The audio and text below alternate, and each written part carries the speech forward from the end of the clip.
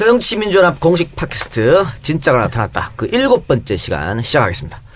네, 안녕하십니까. 저는 이동형입니다. 네, 오늘도 사실은 좀 걱정했거든요. 우리 안가에 지난주처럼 썰렁할까봐. 네. 오늘 가득가득 메워주셨어요. 지난주에 진선미 의원님이 없어가지고 안가가 손님이 한 명도 없었어요. 그랬습니까? 진선미 의원 안 나오는지도 몰랐을 텐데. 어제 오늘은 고마워. 좀 특이하게 TK, PK 지역에서 많이 오셨어요. 울산, 대구, 부산. 휴가를 이쪽으로 오셨다가 들리셨다고 그러더라고요. 너무 감사합니다. 감사합니다. 정말 새정치민주연합으로서는 소중한 정말 자원들 아닙니까 이분들? 네, 이분들 꼭 필요한 분들인데 너무 감사드리고요. 우리 대선 때 가보면 사실은 이쪽 지역에 저희 지지자들의 그 충성도, 애정도 넘치죠. 정말 하늘을 찌르. 독립운동 하듯이 하시네요. 그러니까 거기서 살기가 쉽지가 않아요. 제가 거기서 오랫동안 살아왔지 않습니까? 맞습니다. 저는 더 PK보다 더한 TK. 정말 20%도 나오지 않는 정말 힘듭니다. 이게 술을 먹다가 친구들이랑 정치 얘기 나오면 정말 협공이죠, 협공. 네. 그런 데 살기 때문에 TK, PK 지역에 우리를 지지하시는 분들은 정말 박수 쳐주고 더 연기를 북돋아주고 해야 될 것 같습니다. 근데 되게 잘생겼어요, 다들. 그러니까요. 뭐 이거 지역 차별하는 겁니까? 자, 그럼 인사 좀 하시죠. 일단 우리 장항 진선미 선생님께서 지난주에 불참하시고 최민희 의원이 대타로 나왔는데 너무 좋았다는 반응이 게시판이 그냥 최민희 의원의 이름으로 그냥 막 가득. 그게 우리 당 지지자들의 그 배려와 매너죠. 그렇게 보십니까? 좀 입지가 위축될 것 같아서. 근데 중요한 것은 제가 왜 꼭 그분과 비교가 돼야 되는지 그거는 이해하긴 좀 대타로 어렵고 왔으니까. 중요한 것은 순위는 그닥 높지 않았다. 알겠습니다. 맞네. 어디 갔다 오신 거예요? 네, 제가 국회에 친선협회가 있거든요. 그러니까 의원 외교를. 근데 제가 앙골라하고 남아공 쪽 친선협회 회장이 공석인 부회장인 관계로 잠깐 나갔다 왔습니다. 그런데 의미가 좀 있었어요. 앙골라는 그 나라 역사상 대한민국의 국회의원이 처음 그렇습니까? 방문했다고 해서. 근데 그전에도 친선협회가 있었을 거 아니에요? 그죠. 우리 쪽 친선협회는 있었는데 계속 안 갔어요? 못 갔고 지난번에 또 국회의장님도 한번 방문하기로 원래 했었대요. 근데 우리나라 그 특징이 그거잖아요. 전 그거 진짜 반대인데 갑자기 국회에 뭔가 현안이 생겨버리면 취소해버리는 거죠. 그럼 거기서는 국가적으로 중요한 그 자리들이 다 무산이 되는 그런 문제들이 좀 있는데요. 어쨌든 한 이틀 동안 공식적인 일정이 정말 빽빽했고요. 많은 분들이 되게 관심 많이 가져주셨어요. 어떤 걸 가진 거죠? 어떤 얘기입니까? 실제로 그 우리나라 외교 대사관이 있는데 그 대사관의 대사님께서는 일단 의원 외교가 상당히 중요하대요. 그러니까 당장 우리가 협상 권한이나 이런 게 없지만 그렇게 와서 그 힘 있는 그쪽은 특히 아프리카는 의원들이 장관도 하고 뭐도 하고 이래서 굉장히 실제적인 그 힘들이 있는데 그분들과 만나게 되면 자연스럽게 대사도 배석하잖아요. 그렇게 되면 이제 서로 만날 수 있는 그런 기회 같은 것도 되게 많아지고 대우도 달라지고. 혹시 앙골라 가서 절하고 온 건 아니죠? 절요? 네. 절을 어디서? 김우성 대표 미국 가서 절 개수하고 오시다. 가서 혹시 절 했어요. 죄송합니다. 낙타 먹고 막 그런 거 아니에요? 낙타가 없어요. 안 보여. 네, 그리고 이제 진성준 의원님 셀프디스를 5번째로 하셨더라고요. 네. 그동안 셀프디스 하셨던 분들 보면 문재인 대표, 박지원 의원, 또 이재명 시장, 주승영 최고위원, 5번째 이분들에 이어서 5번째로 정치 거물급 반열에 올라서는 겁니다. 그런 건 아니고요. 무슨 당내 서열 이런 것이겠습니까? 본인이 전략을 세워서 5번째로 한 거 아니에요? 근데 우리 의원님들은 셀프디스를 한다고 그러면 무슨 내용으로 해야 되겠다라고 하는 게 다 준비되셨어요?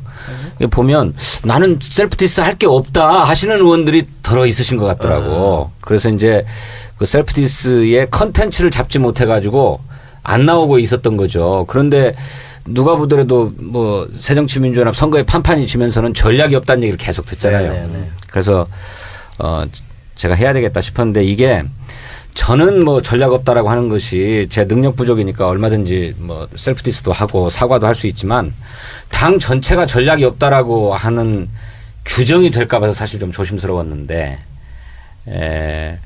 그 손혜원 홍보위원장께 그런 상의를 드렸더니 그냥 하자 뭐 이런 얘기를 해서 하게 됐습니다. 그럼 그 내용이 이제 뭐였습니까? 주된 내용이? 그러니까 내가 전략을 못 짰다 미안하다 이거니까. 그렇죠. 그 전략 얘기만 나오면 숨고 싶다 이게 이제 제목이었어요. 좀 약했어요. 아니 그러면 마지막에 그러니까 열심히 물러난다. 해야지. 그런데 잘해보겠다. 이게 무슨 뭐.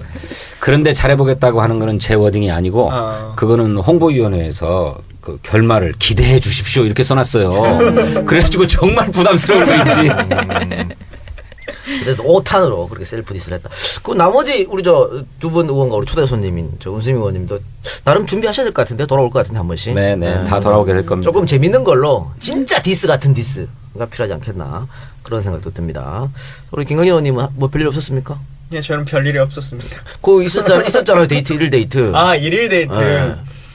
제가 그 여기 첫 우리 녹화할 때 약속했던 거 네네네. 두 분은 지키셨잖아요. 가발 쓰시고 소고기 사시고. 네.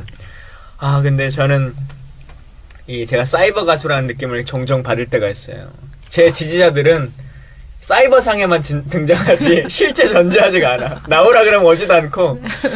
1일 데이트 벌칙이었는데 아무도 1일 데이트를 한 3주간 신청을 안 하는 거예요. 저한테. 막 댓글은 막 계속 달리는데.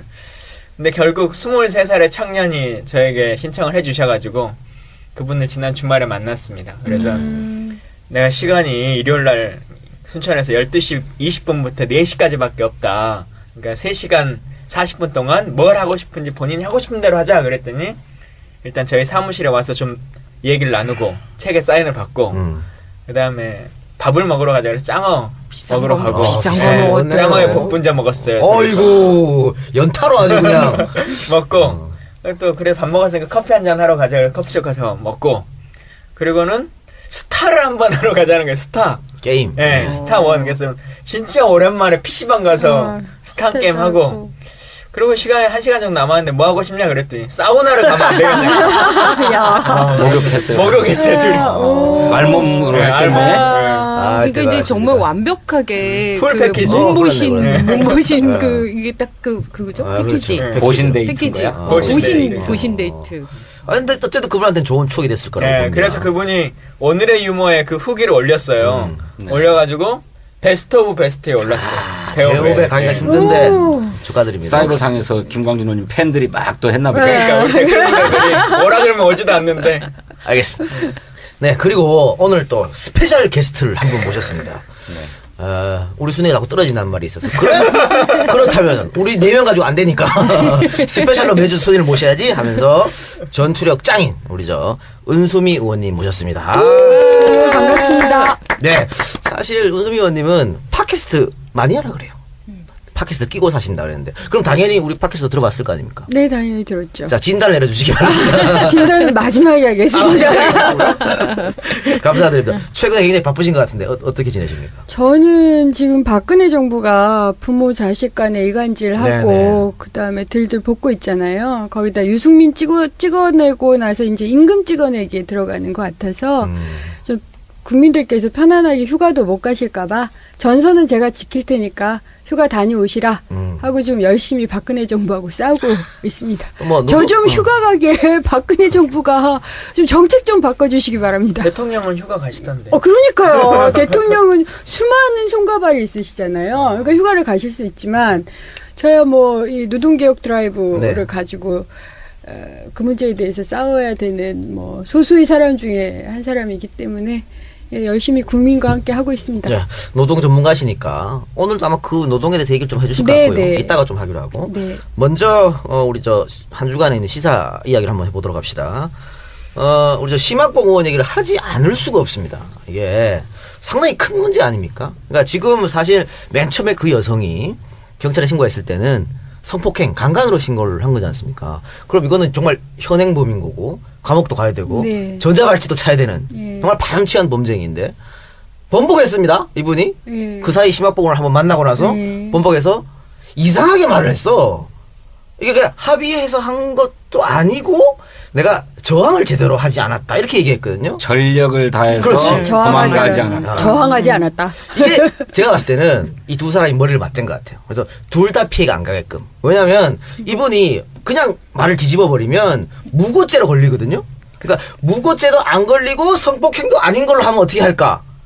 그래서 지인의 말로는 심학봉 의원께서 무릎 꿇고 사죄하면서 3천만 원을 내밀으셨다는 거 아니에요. 제안을 했다. 그러니까 뭐 그 정도일 거다라고 지금 돌고 있는 거죠. 어쨌든 사실상은 합의라고 하더라도 성폭력, 그러니까 성범죄는 정확하게 좀 수사를 해야 되는데 말도 안 되게 딱 2시간 했잖아요. 네. 밤늦게. 9시 반에. 네, 구렁이 담 넘어가듯이. 그래서 결국은 뭐 강간은 무혐의다 이렇게 처리가 돼버린 거죠. 그러니까 강간은 무혐의고 만약에 합의해서 했으면 이 신문 의원이 그 여성한테 30만 원을 줬기 때문에 그럼 성매수는 아니냐 했더니 경찰청장님께서 뒤늦게 사후에 돈을 줬기 때문에 성매수는 아니다. 그러니까 앞으로는 성매매하는 사람들은 다 끝나고 후불러 줘야 돼. 후불러. 네. 그죠? 후불러 주면 근데 되겠어. 원래 그걸 선불러 줘요? 다 후불러 주지 않나? 모르지. 아니 그 광노현 교육감이 후보 제가 했다는 건 아니에요. 후보- 오해하지 마세요. 사후 매수죄로 유죄 판결을 받은 거잖아요. 맞아요. 그렇죠. 아주 드물게. 예? 예. 이것도 이를테면 사후 성매매. 성매수잖아. 예. 예? 성매수. 그 여기 법이 똑같이 적용돼야지 말이 안 적용돼야 되는 것이죠. 한다면. 예. 예. 그러니까 이것도 아니고 저것도 아니게 되어버렸는데 그래서 그런지 검찰이 다시 수사를 한다 그럽니다. 네. 근데 과연 경찰도 이따구로 발표를 했는데 검찰은 제대로 수사를 할까 이제 의구심이 들 수밖에 없잖아요. 그렇죠. 근데 오늘 어떻습니까? 그 최민희 의원께서 국회 윤리특별위원회에 징계 요구안을 제출했다고 하는데 같이 냈었죠? 제가 대표 발의를 네. 했고요. 아, 네. 오늘 참. 원수미 의원이 이- 대표 발의를 예, 했거든요. 예. 제가 진짜 이 형제분이신가요? 지정준 의원하고 김강진 의원께 감사드립니다. 오늘 저희가 그 정론관에서 기자회견 하는데 두 분이 또 함께 참석을 해주셨어요. 그래서 저희가 그러니까 기자회견은 2번이고 대표 발의를 1번 했고, 그래서 제가 또 국회 윤리특위 위원입니다. 네. 그래서 윤리특위에서 열심히 그 제명권을 가지고 싸울 거고요. 그거 외에도 저희 여성 의원들은 지금 매일 정론관을 쓰겠다는 각오로 즉 대한민국을 성범죄로부터 청정지역으로 만들겠다. 이걸 기회로. 왜냐하면 우리가 그 2003년부터 정부 여당 성추행 일지라는 걸 쭉 지금 최민희 의원께서 만들었는데 이게 끝나지를 않아요. 네. 거기다가 국회가 이렇게 성범죄로부터 자유롭지 않으면 사회적 약자인 여성이나 청년 알바 하시는 분들이나 아이들은 뭐 두말할 나위가 그러죠. 없어서 예. 이번에 근절을 하자. 그래서 다시는 성범죄 추문이 있는 분이 국회의원으로서 의사당에 들어오지 못하게 하자. 뭐 이런 각오로 여성 의원들이 움직이고 있습니다. 지금 보니까 정부 여당 성추행 일지 2003년 10월부터 네. 이번까지 예. 총 19건이거든요. 예, 이게 모조리다 새누리당에서 예. 한 건데 여기 뭐 화려합니다. 뭐 국회의원 당연히 들어가 있고 뭐 시도지사 뭐 이런 분들도 들어가 있고 대통령도 들어가 계시네요. 이명박 대통령. 그러니 뭐 말 다 했지 뭐. 예. 이게 사실은 좀 안타까운 게 그런 거예요. 지금 대통령이 여성 아닙니까? 예. 여성이고 여성가족부도 있어요. 있는데 그동안 뭐 윤창중 사건 터지고 이럴 때 보면 여성가족부 아무런 말도 안 하고 그냥 쓱쓱쓱 넘어가는 것 같단 말이죠. 이번에 새누리당 여성 의원들도 지금 한마디도 한마디도 안 말씀 하고. 안 하세요. 이게 참 문제인데 지금 징계 요구안을 냈다 그러니까 이게 징계 요구안이 통과되면 어떻게 되는 겁니까? 의원직이 사퇴해야 되는 거 어떻게 됩니까? 그렇죠. 의원직 사퇴해야 됩니까? 그렇게 통과가 되면 근데 지금 제 특친께서 이런 네. 메시지를 보내셨어요. 국회 윤리가 아니라 국회 윤리 면죄위 아니냐. 지금까지 징계안 통과된 적 있어? 막 이렇게 그렇지. 말씀을 하시던데 이게 좀 그러니까 제가 한 가지 변명을 드리자면 기억을 하실지 모르는데 2013년 장하나 의원께서 왜 대통령 사퇴해야 된다 이런 발언을 했다는 이유로 그것이 윤리적으로 문제가 있다고 윤리위원회에 제소를 하셨어요. 새누리당 의원들께서.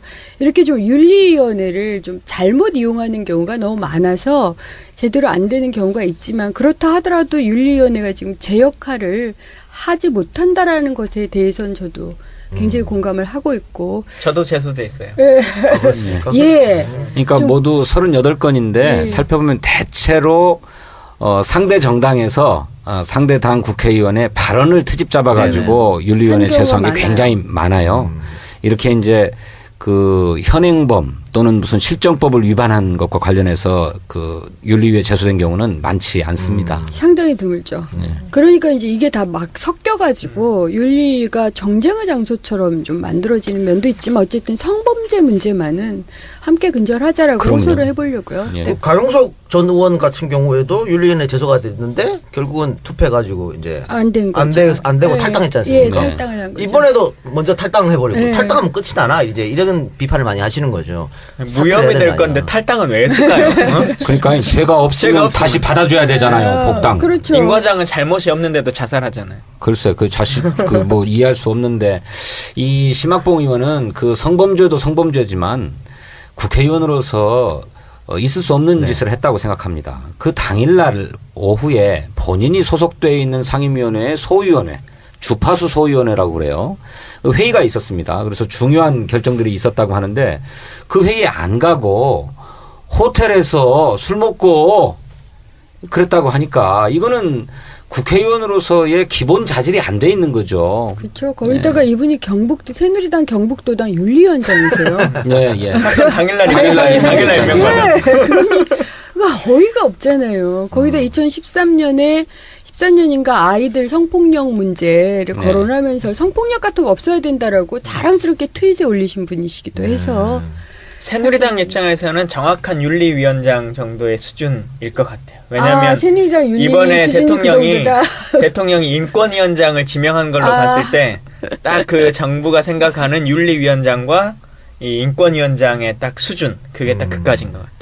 그 지금 새누리당 대표인 김무성 대표도 2013년 8월에 예. 여기자를 성추행했는데 새누리당은 왜 이럴까요? 종특인가 진짜? 새누리당에서만 일하는 것 같은데 왜 이 새누리당에서 이거 일어나지? 좀 마초 문화가 있는 것 같아요. 마초 거기 안에서 참 아이러니인 게, 그러니까 여성 대통령이라는 닉네임으로 그 말하자면 우리나라의 여성의 어떤 지위 향상 그런 권리가 뭔가 발전한 그 모든 것들을 지금 박근혜 대통령이 가져가셨는데 정작 그 당 안에서의 남녀의 문제, 문화적 그런 부분들은 거의 개선이 되지 않고 있다고 저는 보여지거든요. 실제로 갑자기 생각이 난 건데 지금 새누리당 그때 여성 의원님들이 단체로 나서서 이재명 시장이 새롭게 시작하는 산후조리원에 대한 무상으로 하는 그 부분들에 대해서 복지 정책에 대해서 무슨 막 엄청 뭐 정치 포퓰리즘이라고 그러면서 막 인터뷰하고 막 그러셨잖아요. 기자회견. 그것보다 이 건이 안 중요한가라는 생각이 들 정도로 그 새누리당 자체 내에 그러니까 원래 기본적으로 사실 보수라는 거가 어떻게 보면 굉장히 가정적이고 어떤 원칙을 지키고 이렇게 하는 게 표본이라고 본다고 치면 그쪽은 전혀 아닌 것 같아요. 우리나라 보수는 그런 보수가 아니죠. 그러니까 남녀에 대한 그런 의식도 굉장히 가부장제적인 그런 문화가 그쪽에는 살아있는 느낌? 그렇지. 이런 생각이 좀 들어요. 그러니까 뭐 대통령이라는 분들이 천박하잖아요. 대통령 후보가 마사지걸 그 기억나시잖아요 다들. 그런 이거는 어떤 여성을 하나 인격체로 보지 않는 것이죠. 대단히 큰 문제라고 봅니다. 자연산 뭐 이런 거. 네. 자연. 거기 수준 그래서 19건이 아니라 20건이에요. 한 건이 빠졌을 거예요. 안상수 안상수이 빠졌습니까? 자연산 발언이 거의 빠져 있어요. 20건입니다. 너무 많아. 알겠습니다. 에이구. 제 입이 더러워질 것 같아서 여기까지만 하고. 네. 다음 이야기 한번 해볼까요? 저 문영표 보건복지부 장관이 경질이 됐는데 네. 이 경질은 뭐 너무나 당연한 거고 당연히 해야 되는 거고 네. 문제는 이제 뭐 대통령의 사과라든가 추후 조치가 있어야 되지 않겠나. 그러니까 사태를 이 지경까지 몰고 온 분명히 100% 정부 여당의 책임 아니겠습니까? 근데 지금 하는 거 보면 결국은 문영표 보건복지부 장관을 자르면서 역시 또 꼬리 자르기 하고 아무렇지도 않게 넘어갈 것 같은 예감이 들어서 어떻습니까? 이게 과연 정부 이 한 사람 경질한다고 해서 이게 정부가 의무와 책임을 다 했다고 볼 수 있겠나? 그렇지 않죠. 그래서 국회가 메르스 특위라고 하는 것을 만들었는데 그 메르스 특위가 활동을 종료하면서 감사원 감사를 청구하기로 의결을 했습니다. 이제 이것이 국회 본회의에서 의결이 되면 이제 감사원에서 메르스 사태가 확산되도록 방치할 수밖에 했던 그 책임이 어디에 있는지를 이제 밝히는 감사를 시작하게 될 텐데 이제 국회 본회의가 열리면 그 감사 청구 의결안이 의결될 것으로 그렇게 기대가 됩니다. 근데 솔직하게 대통령도 이게 정부가 잘못해서 이렇게 커졌다고 생각하고 있을까요? 난 진짜 궁금해. 안 그럴 것 같아요. 그분은 중동 낙타 때문에 이렇게 됐을 거라고 지금도 생각하고 있을 거예요. 그럴 수도 있죠. 저는 농담이 여기서 아니라. 조금 신기했던 게 우리 당의 김용기 의원님이 그 얘기를 하시더라고요. 그러니까 실제로 본인이 어느 고등학교 출신인데 졸업인데 세 번째 그 장관들이 전부 같은 고등학교 출신이라는 거예요. 근데 저는 그게 진짜 이해가 안 가는 게 그만큼 그러니까 인재풀이 정말 좁거나 아니면 누군가가 개입하는 거 아닌가 그렇지. 이런 생각이 드는 게 당장 우리 총리 후보도 저희 같은 대학에 세 분이 연달아서 동일한 대학 출신이잖아요. 저는 이런 게 이해가 잘 안 가는 것 같아요. 저는 뭐 동일한 인재 풀까지도 좋은데 전 정진엽 후보 때문에 이게 지금 사과를 안 하는 것은 문제가 아니라 이 정진엽 이제 후보자께서 계신 우선 서울대 분당병원이 어떤 곳이냐. 제가 언제나 비정규직 문제에 관심이 많잖아요. 병원에 비정규직이 굉장히 많습니다. 심지어는 뭐 100%가 넘는 경우도 있어요. 정규직 대비 비정규직 비중이. 근데 서울대 분당병원이 국립대 병원 중에서는 비정규직 비중이 1위인데요. 37%고 공공기관에서 8위인데고요. 그다음에 서울대 분당병원장으로서 이분이 주로 추진하신 게 중동의 의료산업 수출하는 거하고요. 여기도 또 중동입니다. 중동 의료산업 수출하는 거하고 원격 진료 등 그 의료 산업화하는 것을 추진하셨어요. 그러니까 의료 공공성을 지금 강화해야 된다는 게 메르스의 교훈인데 실제로 내정자는 의료 영리화를 강하게 추진해 오신 분은 내정을 했거든요. 그러니까 이건 사과를 한다 안 한다의 문제를 넘어서서 이건 제가 메르스 종식 선언이 결국 의료 영리화 추진 선언이냐라고 그 질문을 해야 될 정도로 좀 심각한 게 아닌가. 그래서 지금 의료 보건 이쪽 그 단체분들은 굉장히 우려가 커요. 아, 그래요? 물론 보건복지부 상임위에서 그 장관 인사청문회를 하긴 해야 되겠지만 전 잘 걸러야 된다 싶네요. 글쎄, 네. 말씀하신 대로 의료 공공성을 확보하는 것이 이번 메르스 사태의 큰 교훈일 텐데 바로 그런 의료 공공성을 추진하기에 적합한 장관이 임명되어야 하지.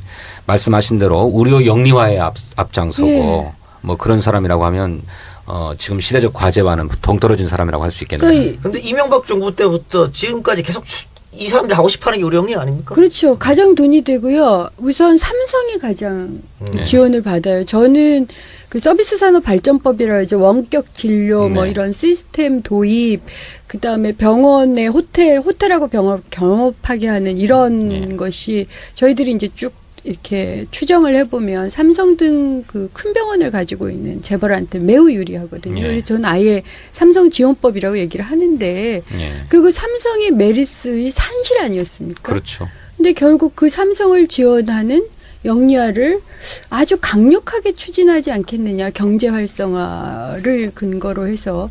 그래서 저는 지금 현재서 우려가 굉장히 커요. 그러니까 이 경질이나 이런 부분들이 반성의 의미가 거의 없는 것 같아요. 그러니까 지난 그 세월호 때도 보면 세월호 사건이 가진 그 여러 가지의 구조적 문제점들이 있었잖아요.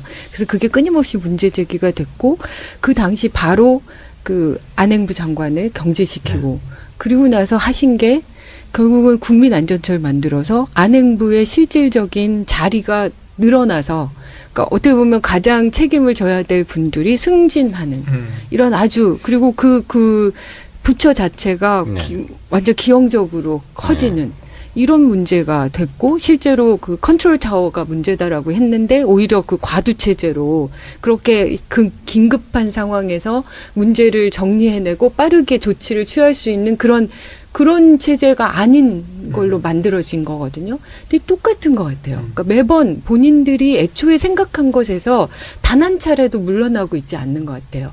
사건들이 너무나 엄청난 충격으로 모든 수많은 국민들이 다 그 사건 하나로 충격받고 경제적으로도 엄청난 타격을 받았는데도 그런 사건에서 제대로 교훈을 만들어내고 제도들을 개선해내고 이러질 않고 있는 거예요. 그게 저는 또 한 번 다시 돌아가면 투표권으로서 제대로 행사가 되지 않는다는 거죠. 제가 정말 놀랬던 게 이번에 박근혜 정권에서 지금 박근혜 대통령의 여러 가지 실정들이 있어서 어느 분이 그러시더라고요. 자기가 아는 분을 만났을 때 청와대에 있는 분, 그분이 당연히 고민하고 반성할 줄 알았는데 딱 만나자마자 이렇게 얘기했다는 거예요. 역대 정치인 중에 박근혜 대통령처럼 그렇게 튼튼한 일정한 지지율이 나온 정치인이 어딨냐 라고 얘기한다는 거예요.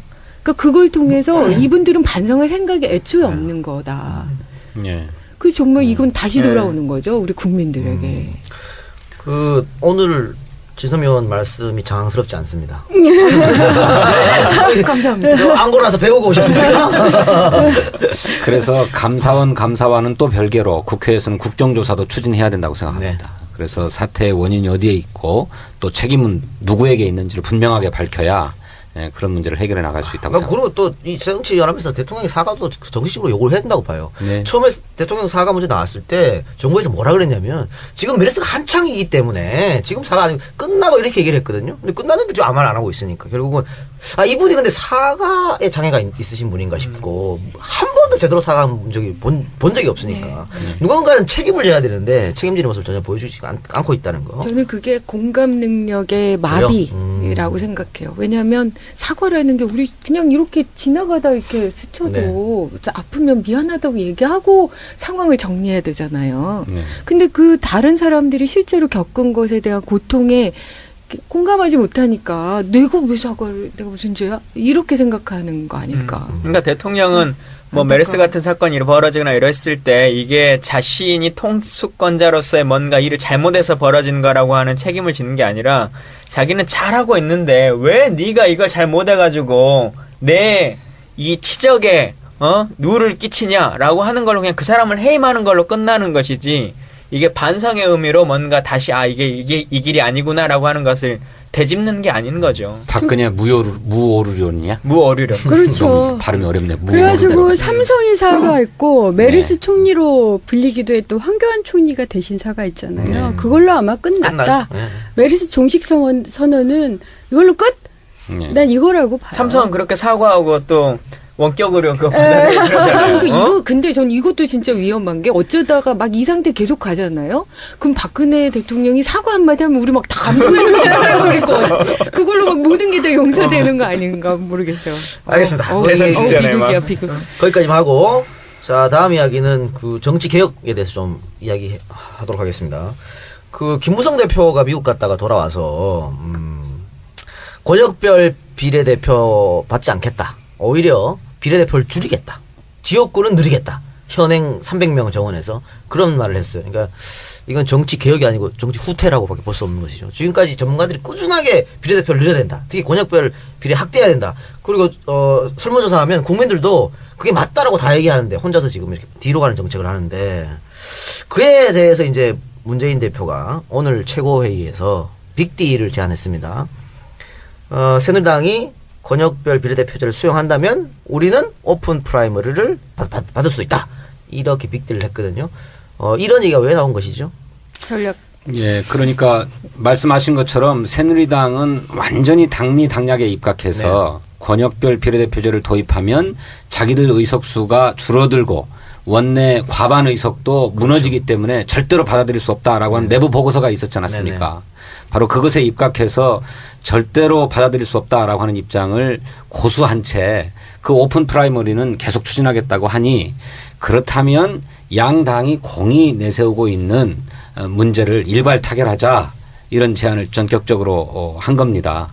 근데 이것에 대해서도 김무성 대표가 수용할 수 없다 이렇게 얘기를 했죠. 야당 대표가 모처럼 제안한 거니까 진지하게 검토는 하겠다 뭐 이렇게 얘기를 했는데 그 앞에 수용할 수 없다가 먼저 붙어 있어요. 네.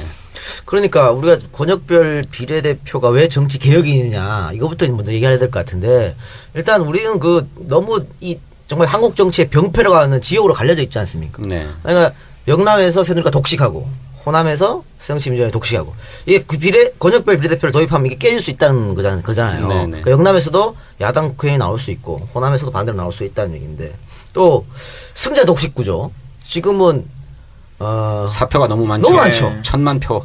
50.5 대 뭐 49.5여도 네. 50.5가 다 갖고 가는 그런 일이 있기 때문에 그럼 49.9에 투표를 한 그분들의 의견은 어디로 가버린 거냐. 네. 그것도 이 제도를 통해 보완할 수 있다. 네. 또 신진 정치 등용 그것도 역시 이 제도를 보완할 수 있다. 근데 지금 새누리당 이것을 다 안 하겠다는 얘기가 결국은 계속 자기들이 제1당을 유지하겠다는 그런 전략인 거죠. 일당 유지하고 현역 의원들이 계속 하겠다 이제 이거죠. 기득권을 놓지 네. 않겠다는 얘기인데. 과반 의석을 유지하겠다 이런 건데 사실 권역별 정당명부 비례대표제를 도입하면 저희 당도 새정치민주연합도 의석수로는 손해 봅니다. 지금보다. 예, 시뮬레이션 결과 다 그렇게 나와 있어요. 제3당이 조금 올라갈 수 있겠죠. 구소정당들이 그렇습니다. 많아지고. 그렇죠. 예. 그래서 당략을 고려한다면 새정치민주연합도 권역별 비례대표제 도입하자고 주장하면 안 되는 거죠. 네. 그런데 아까 말씀하셨던 것처럼 우리 정치 발전을 위해서는 당이 다소 손해를 보는 한이 있어도 도입해야 된다라고 하는 생각을 하는 거고 그것이 무엇보다도 이 아주 혹심한 지역주의 정치 구도를 완화하는 데 도움이 되는 것이기 때문에 당이 좀 손해보더라도 하자라고 하는 입장인데 새누리당이 이 문제에 대해서 너무 당리당략을 앞세우고 있기 때문에 매우 실망스럽습니다. 그럼 앞으로 어떻게 될 것 같습니까? 그래서 사실 전망은 비관적입니다. 정치개혁 특위는 여야 동수로 이루어져 있고 그래서 여야가 완전히 합의해야만 선거제도 개혁이든 선거법 개정이든 이런 것이 가능한데 새누리당이 저렇게 완강한 입장을 고수한다면 권역별 비례대표제 도입 난망한 일이 된다 이렇게 생각합니다. 선행 체제로 갈 수밖에 없다. 그렇죠. 약간의 뭐 비례대표와 지역구 의원들 간의 의원수 의석수 조정은 있겠지만 1대2 비율 그걸 맞춰야 되니까요. 네네. 뭐 이런 정도로 갈 수밖에 없을 것이다. 그러면 그런 것 현실적인 이유 때문에 문 대표가 고육책으로 빅딜을 갖고 온 것 같은데요. 네네. 그런데 이 문 대표가 이런 발언을 하고 나서 이종걸 원내대표가 네. 심축적 토론이 이루어지지 않았다. 지도부의 의견이 아니다. 이렇게 말했단 말이에요. 그래서 또 저 보수 언론을 중심으로 해가서 새정치민주연합은 뭐하는 당이야 이렇게 난리치고 있고 이런데. 근데 사실관계로만 보면 그건 맞습니다. 오늘 문재인 대표께서 아침 최고위원회 모두 발언을 통해서 전격적으로 제안한 겁니다. 그러니까 지도부 내에서 심도 있게 의논이 있거나 하진 않았고 다만 전략 단위에서는 검토되어서 대표께 의논을 한 바 있습니다만 지도부 차원에서는 논의되지 않았어요. 그런데 오늘 밤 최고위원회가 다시 소집되어서 우리 당 소속 국회 정개특위위원들과 함께 그 문제에 대해서 논의하고 당론화 작업을 하게 될 것입니다. 그러면 뭐 최고위원회에서 이야기하지 않고 본인의 생각을 말한 뭐 문 대표 잘못이 있는 것 같지만 그렇다고 해서 바로 대표가 이렇게 얘기한 언론에 다 얘기했는데 원내대표가 이렇게 딴지를 거는 것도 아니 뭐 잘못이라기보다 또 딴지를 걸었다고 생각되지 않아요. 그냥 논의되지 않았다라고 하는 사실관계만을 얘기했을 뿐인 것 같은데 최고위원회 내에서 오늘 비공개 회의를 할 때에는 대체로 문재인 대표의 그런 제안에 대해서 환영하고 적절한 제안이었다라고 하는 평가가 지배적이었습니다. 자, 그럼 네 분 개인적으로 의견은 어떻습니까? 이 빅딜의 제안에 대해서. 저는 저는 빅들하고 약간 다른데요. 저는 정말 기득권 내려놓기를 하고 정치개혁을 하려면 중대선거구제하고 권역별 비례대표제를 결합하는 게 맞고 소선구제 가. 예, 그리고 그러니까 그것도 중대선거구제는 4인 이상이어야 된다고 생각을 합니다. 그러니까 예를 들어서 지금 성남 같은 경우가 4개의 선거구예요. 그 100만 정도 되는데 이걸 하나로 묶고 1등에서 4등까지 네네. 이게 정의화 국회의장의 제안이시죠. 1등에서 4등까지면 누가 될지 모르게 되는 거고 그다음에 각 당의 2인까지만 제안을 하는 거예요. 나서는 후보를. 그러면 사실은 개혁, 그러니까 예를 들어 정의당이라든가 녹색당이라든가 등용될 가능성도 많고 새누리당과 새정치민주연합 의원들도 사실은 기득권이 전혀 보장되지 않는 방식이거든요. 이것과 권역별 비례대표제를 결합을 시키면 의원 정수 늘리지 않고 저는 문제 해결할 수 있다고 생각을 합니다. 그래서 저는 사실 오픈 프라이머리에 동의하는 사람이에요. 그러니까 오픈 프라이머리와 중대선거구제와 권역별 비례대표제를 일단 결합시켜보는 것을 저는 당내에서 좀 검토를 해보는 건 어떨까. 그리고 그것이 저는 정말 정치제도로서는 기득권 내려놓기가 되고 저는 이게 여야 할 거 없이 정계 개편은 신호탄이고 저는 국민의 입장에서 볼 때 국민들은 지금 그런 거잖아요. 정치인들이 국민의 고통에 공감하는 게 아니라 자기 고통에만 분노하고 공감하는 것 같다라는 그런 이런 불만이 굉장히 네. 크죠. 그리고 정치를 좀 바꿔서 국민의 고통과 고통 속에 들어가는 정치를 원한다고 할 때 저는 정치 개편 작업을 정말 우리가 좀 더 진지하게 해봐야 되는 거 아닌가 이런 생각을 저는 개인적으로 가지고 있는데 그건 당 생각은 아닙니다. 문순 의원의 개인적 소신이었고요. 이것은 뭐 20대가 아니고 21대쯤 가야 될 것 같고 현실적으로 불가능하니까. 왜냐면 13일날 정개특위에서 뭔가 결론이 나야 되니까. 그렇죠. 그 질문에 답하세요. 이 빅대 찬성하니까 안 됩니까? 저는 사실은 오픈 프라이머리가 제가 오픈 프라이머리를 지지하는 사람이기 때문에 그래요. 우리 당내에서 사실 대표도 곤혹스러우신 게 의견이 좀 갈리잖아요. 근데 저는 오픈 프라이머리하고 권역별 비례대표제는 빅딜의 뭐 대상이라보다는 그냥 가야 할 게 아니냐. 심지어는 저는 개인적으로 권역별 비례가 안 된다 하더라도 오픈 프라이머리는 가야 된다라고 생각하는 그것도 또한 개인적 입장을 그러니까 가지고 있어요. 협상 카드로 줄 수 있는 거죠. 뭐 이거. 그렇죠. 김강진 의원님.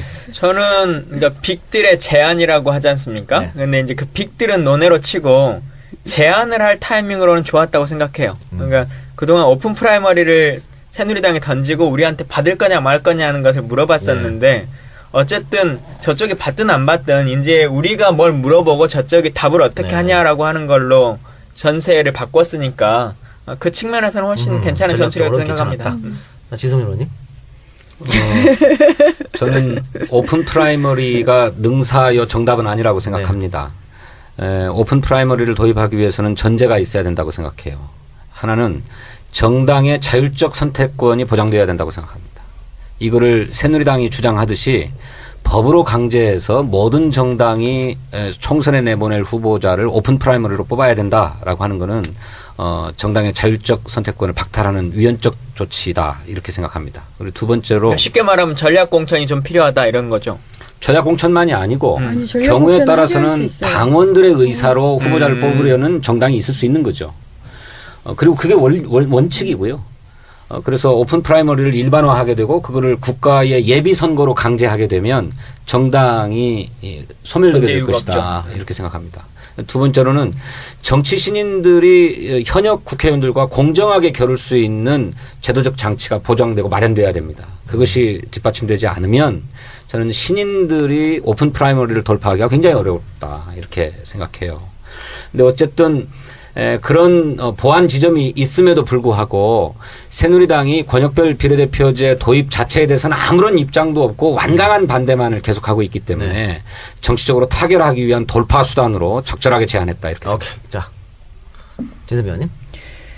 저는 실제로 이 대표가 이렇게 제안하는 것에 고심의 흔적이 너무 느껴졌어요. 일단 처음은. 근데 사실은 이게 엄밀하게 얘기하면 굉장히 모순되지 않나요? 그러니까 권역별 비례대표제라는 건 어떻게 보면 비례 명부를 정하고 그렇다고 하면 정당의 그 공천력을 굉장히 강화시키는 거죠. 그런데 오픈 프라이머리는 그거 완전히 다른 거잖아요. 그래서 이게 굉장히 어떻게 보면 모순된 부분이라는 생각이 들고 저는 오픈 프라이머리가 굉장히 우려되는 바가 크고 실제로 우리 당에서 계속 지속적으로 새누리당이 제안하는 오픈 프라이머리에 여러 가지 문제점이 있다라는 걸 계속 지적하는 거잖아요. 전제되는 조건들이 필요하다라는 거. 그러니까 그 부분들까지도 이번에 근데 저는 제안은 좋았다고 생각해요. 왜냐하면 그거 자체가 이미 이 제목만으로 그 안의 내용이 결정되진 않는 거잖아요. 다만 그걸 통해서 실제로 비례대표제라는 것에 대해서 공론화가 되고 계속 논쟁이 이루어지고 이런 분위기가 만들어졌다는 것에 대해서 저는 긍정적으로 생각하죠. 자, 그러면 거기까지만 하고요. 오늘은 이제 메인 이슈 한번 가봅시다. 사실 오늘 은수미 의원을 초대한 정말 이유가 바로 지금 나오는 이야기입니다. 지난 4일이죠. 국무회의에서 박근혜 대통령이 노동 개혁을 해야 청년 일자리와 그 비정규직 등 양극화 문제를 해결할 수 있다. 이렇게 말했고 내일 있을 대국민 담화도 분명히 이거 노동 개혁을 들고 나올 겁니다. 뭐 100% 뻔한 이야기로 보는데. 정년 연장을 하되 임금은 조금씩 양보하는 임금 피크제를 도입해서 청년 일자리를 더 많이 만들 수 있도록 해야 합니다. 또한 예전처럼 일단 좋은 일자리에 취업하면 일을 잘하든 못하든 고용이 보장되고 근속 연수에 따라 임금이 자동으로 올라가는 시스템으로는 기업이 더 많은 일자리를 만들기 어렵습니다. 능력과 성과에 따라 채용과 임금이 결정되는 공정하고 유연한 노동시장으로 바뀌어야 고용을 유지하고 더 많은 일자리를 만들 수 있습니다. 저는 내가 학교 다닐 때 배울 때 개혁이라는 게 좋은 말인 줄 알았는데 이거 어떻게 자꾸 개혁을 너무 이상한 데다 쓰는 것 같은데 알겠습니다. 정부가 그럼 지금 이야기하고 있는 노동개혁이라는 걸 뭘 얘기합니까? 뜬구름 잡는 이야기인 것도 같고 도대체 어떤 정책을 가지고 오길래 개혁 이렇게 이야기하는 겁니까? 저는 아주 정확하게 얘기하자면 중산층 몰락 프로젝트를 가져온 거다라고 얘기를 해요. 그러니까 대표적으로 임금 피크제를 네네. 생각을 해보세요. 임금 피크제는 사실은 임금 피크제에 해당되는 사람이 전체 노동시민의 한 3%에서 4% 정도 되고요. 연봉으로 보면 6천에서 8천만 원 정도 연봉 구간에 해당되는 부모 세대예요. 중산층이죠. 뭐 한 55세 이상? 그렇죠. 그러니까 보통 지금 기업에서는 50세부터도 고려를 하고 있으니까 이미 임금 피크제나 이걸 도입한 기업들이 굉장히 많아요.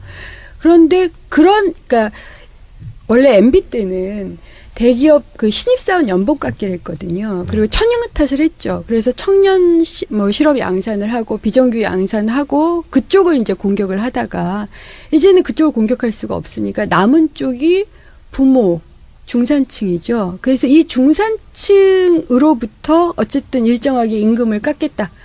그리고 이 임금을 깎으면 이제 대기업으로서는 굉장히 유리해지니까 그리고 대기업을 지원하겠다. 그리고 또 그걸 하기 위해서 부모와 자식 간에 서로 탓을 하는 이간질 정치를 하겠다. 그런 저는 중산층 몰락 프로젝트가 아니냐라는 의혹을 가지고 있죠. 그러니까 임금 피크제라는 것이 이게 정년이 조금 연장됐죠? 예, 60세로. 예, 60세로. 네, 내년부터. 그러니까는 이거 이제 임금 피크제라는 거 어떻게 한다는 겁니까? 그 사람들한테 주던 월급을 깎아가지고 그 돈 가지고 젊은 층 일자리를 늘리겠다 이런 얘기입니까? 그렇죠. 그러니까 이런 거죠. 그러니까 이 임금 피크제의 원래 의미는 정년이 2년 늘어나니까 기업이 그것을 시도를 할 때 부담이 있지 않겠느냐? 이건데 우선 대기업은 부담이 없죠. 지금 대기업이 재벌 고간에 쌓아둔 돈이 지금 710조입니다. 엄청난 돈을 쌓아두고 있고요. 롯데가 지금 48조 쌓아둔 게 그다음에 삼성이 한 160조 정도 쌓아두고 있어요. 그러니까 여기가 돈 없어서 정년 연장 못한다? 거짓말. 아니죠. 이렇거든요. 참고로 대한민국 1년 예산이 300조 좀 넘거든요. 예, 그러니까 그럼 2배죠. 그 얼마나 큰 돈인지 알 수 있겠죠. 무지하게 2배의 예산을 쌓아두고 있는 거죠. 그러니까 돈이 없어서 그런 건 아니고요. 그럼에도 불구하고 중소기업 일부에서 혹여 부담이 있을 수 있다. 그래서 그러니까 정년 연장을 하는데 일시적으로 제도적 연착륙 때문에 도입을 한 게 임금 체계 개편 같은 것이고요. 그때 임금 피크제도 아니었죠. 그렇다면 그걸 가지고 일자리가 늘리냐? 아니 일자리를 그 돈을 일자리에 써야 된다라는 그런 강제 조항이 있어야 되잖아요. 그럼 예를 들어서 아예 우리 당이 장하나 의원이 발의도 하고 심상정 의원도 발의를 했죠. 청년고용 할당제 같은 걸 해버리면 돼요. 청년고용 할당제를 하면 장하나 의원 안으로 3% 할당제를 할 경우 대기업에서만 7만 개 일자리가 늘고요. 5% 할당제를 하면 11만 개가 늘어요. 법으로 명시를 한다는 것이죠. 그렇죠. 청년고용 할당제 원래 박근혜 대통령이 그 처음 취임 때는 검토했었던 거예요. 그걸 그냥 해. 그걸 하고 그 하는 방법을 예를 들어서 대기업은 자기네 사내유보금을 쓰면 되는 거 아닙니까? 사내유보금 710조 1% 7조를 쓰잖아요. 7조를 쓰면 연봉 3천만 원 일자리 23만 개. 2%인 14조 쓰면 46만 개예요. 그러니까 그 돈을 쓰고 중소기업은 좀 부담이 된다? 그럼 정부가 좀 일정하게 지원해 주는 방법도 있고 상호 노사가 합의하는 방법도 있죠. 임금 피크제를. 이제 그렇게 하는 방법을 놔두고 일단 임금 깎아. 이걸 먼저 얘기하는 거고요. 사실은 더한 꼼수가 있죠. 그러니까 이걸 다 알아요. 네. 모르는 건 아니에요. 근데 왜 그럴까? 그게 뭐냐면 취업 규칙이라는 게 있어요. 여러분들이 이렇게 회사에 취업을 하시면 사용자가 일방적으로 여기 취업 규칙 몇 시에 출근하고 몇 시에 퇴근하고 이런 취업 규칙을 정하는데 그중에 임금 및 근로조건에 관한 사항만은 사용자가 일방적으로 못 정해요. 그러니까 첫 계약은 사용자하고 하죠. 당신을 3천만 원에 내가 연봉 계약을 했다. 이건 돼요. 근데 그 다음에 갑자기 너 2천만 원 줄게 이거 못해요. 이걸 불이익 변경이라고 하거든요. 근데 임금 피크제를 통해서 이런 불이익 변경, 임금 깎기를 하면 노동법을 무력화시켜 버리는 거죠. 그러면 임금뿐만 아니라 다른 근로 조건도 일방적으로 취업 규칙을 통해서 사용자가 그냥 무력화시켜 버릴 수, 나쁘게 만들 수 있는. 그래서 기업으로서는 정말 희망사항이에요. 그걸 임금 피크제를 통해서, 그러니까 한편으로 임금도 깎아서 기업 부담도 좀 줄여주고 다른 한편으로 취업 규칙의 불이익 변경이라고 해서 임금의 근로 조건까지도 노사 합의 없이 마음대로 정하게 하는 이러한 마법의 열쇠를 대기업에게 주겠다. 그러면서 다른 한편으로 남아있는 중산층마저 뒤흔들겠다라는 굉장히 위험한 발상입니다. 그리고 지금 그 임금 피크제를 통해서 이제 청년층 일자리 창출을 하겠다고 이제 박 대통령이 네. 했는데 사실은 일자리 창출이 중요한 게 아니고 어떤 일자리인가가 중요한 거거든요. 뭐 비정규직이라든가 뭡니까 또 아주 저 형편없는 네, 돈을 받으면서 할 수 있는 계약직이라든가 네. 이런 것만 늘어나면 아무 소용이 없는 거지 않습니까? 우선 어떤 일자리도 창출 효과가 별로 없고요. 왜냐하면 아까도 말씀드린 것처럼 임금 피크제로 임금을 깎는 기금이 청년 일자리로 간다는 강제 조항이 아예 없어요. 때문에. 그리고 정년이 연장되면 어쨌든 인원은 다 차 있는 거잖아요. 누구를 더 뽑느냐고요. 그러니까 오히려 청년 고용 할당제처럼 강제하게 만들지 않는 한 그건 일자리 창출 효과는 없고요. 오히려 지금 제가 이제 더 필요하다고 생각을 하는 건 대기업이 지난 한 10년간 그 일자리 한 10% 정도 자기네들이 줄여왔어요. 외주화. 그러니까 대표적인 예가 KT인데 KT가 지난 10년간 공식적으로 해고한 일자리만 31,700개 정도가 되고요. 그렇다고 KT 일자리가 없어졌냐? 아니에요. 외주화 시킨 거예요. 외주화. 뭐 콜센터로 외주화. 그러니까 아예 이런 걸 못하게 하면 돼요. 그래서 지금 KT가 정규 일자리가 3만이 안 돼요. 그렇지만 외주화까지 합치면 거의 6만이 되는 거거든요. 이런 식으로 자르지 못하게 해야 돼요. 그래서 자기가 직접 고용하게 하는 방식. 이게 전 재벌 개혁이라고 보는데 이런 재벌 개혁을 해버리면 사실 청년 일자리 문제는 해결이 되죠. 질 나쁜 일자리가 아니고 질 좋은 일자리를 예, 많이 그렇죠. 만들어내잖아요. 지금 그 박근혜 정권에서 얘기하는 노동개혁의 포인트가 임금 피크제만은 아닌 거잖아요. 네네. 몇 가지. 가장 핵심적인 게 임금 피크제고요. 피크제고, 그다음 예. 쉬운 해고예요. 쉬운 해고. 쉬운 해고도 또 KT의 사례인데 또 KT가 임금도 최저임금, 평균임금 뭐 이런 것들도 아니 다 그거 이제 조율하고. 조금 다른데 네. 가장 핵심적인 게 임금 피크제하고 네. 쉬운 해고예요. 그러니까 해고 유연성 강화. 해고 유연성. 이게 말을 어렵게 해가지고 네. 사람들이 못 알아먹도록. 그래. 근데 단순히 말하면 그냥 쉽게 사람들 막 자를 수 있도록 막 하는 자를 거죠. 수 있다. 그러니까 지금까지도 사실 대기업이 꽤 많이 잘라왔어요. 근데 또 많은 사람들의 생각은 경기도 어렵고 회사도 좀 어려운데 잘리는 것보다 급여를 조금 덜 받고 피크제를 가는 게 더 안 낫나 이런 아니 생각도 하잖아요. 무슨 소리세요? 정년 연장 제도는요 입법이에요. 자를 수 없어요. 그러니까 법은 시혜가 아니에요. 우리가 정년을 연장 이제 60세까지 하는 그건 무조건 임금 피크제를 하든 안 하든 무조건 해야 되는 거예요. 그런 거거든요. 근데 다만 지금까지 기업이 뭘 해왔느냐면 예를 들어 KT처럼 저성과자 해고 같은 걸 해왔어요. 실제로 들들들들 볶아가지고 사무직 직원을 갑자기 전봇대를 태워버리는 거죠. 그럼 성과가 떨어지잖아요. 그다음 KT 같은 경우에는 인터넷 개통하고 전화 개통이 다른데 전화 개통은 점수가 낮아요. 전봇대를 타야 되는데도 점수가 낮고 인터넷 개통은 전봇대를 안 타는데 점수가 높아요. 그러면 어떤 사람을 몰아내고 싶으면 전화개통만 시키는 거예요. 사무직 직원으로 있다는 사람을 전화개통으로 바꿔버리면 전봇대 못하니까 저성과자로 만들어서 3만 명 이상을 해고한 기법이 이거예요. 이것이 지금 현재는 불법이에요. 근데 이제 그런 방법으로 해고시키거나 정리를 해고를 하거나 아웃소싱을 하거나 명예퇴직을 하거나 수없이 해고해왔거든요. 이런 걸 금지하는 건 이제 또 다른 문제이고 지금 정년 연장은 무조건 그냥 가는 거예요. 특별한 이유가 없다면. 물론 그 사이 아까 말씀드린 것처럼 그런 다양한 기법들로 해고를 해왔는데 쉬운 해고는 한마디로 그 기법 중에 그렇게 들들들들 볶아서 저성과자로 낙인 찍어서 해고하는 것을 합법화시키는 거죠. 그러니까 이번에 박근혜 정부가 노동시장 개혁 정책을 내놓으면서 그것을 정치적으로 타이틀을 붙이기를 청년 일자리 장벽 철폐 정책이다 이렇게 불렀잖아요. 고용절벽 해소 예, 조치죠. 해소 조치라고 불렀는데, 그러니까 우리 국민에게 이렇게 오해가 되어 있는 것 같아요. 임금 피크제를 실시해서 나이 많은 노동자들에 대한 임금이 더 이상 상승하지 못하도록 또는 더 깎이도록 하면 그 재원을 가지고 젊은 청년들의 일자리를 만들 수 있다. 그래서 젊은 사람들이 임금 피크제는 도입해야 된다. 그래야 우리 일자리가 늘어난다라고 생각하고 있어요. 그런데 우리 은수미 의원님 말씀 보면은 단순히 임금 피크제만 도입한다고 해서 곧바로 청년 일자리 창출로 연결되지 않는다라고 하는 거잖아요. 이게 첫 번째고요. 그다음에 재원이 없다라는 생각이 잘못이라고요. 아까도 말씀드렸는데 지금 돈 쌓아두고 있다라는 거예요. 30대 재벌이 곳간에 쌓아둔 돈이 710조예요. 우리나라 예산의 2배. 그런데 그러니까 기업은 투자를 하려면 사내 유보금이 됐든 그냥 뭐 아니요, 쌓아놓고 투자 안 있는 돈이 합니다. 됐든지 간에 이것을 투자를 하려면 이익이 남아야 투자를 할 것 아니요, 아니겠습니까? 이익은 이제 어디서 남느냐면요. 네. 그러니까 제가 10대 재벌만 가지고 얘기를 하면 10대 재벌은 522조를 쌓아두고 있어요. 네. 대부분. 네. 그 10대 재벌이 2014년에 투자한 돈 6.5조밖에 없어요. 그럼 나머지 이 돈 쌓아둔 돈은 어디서 썼을까? 그게 어디서 쓰냐면요.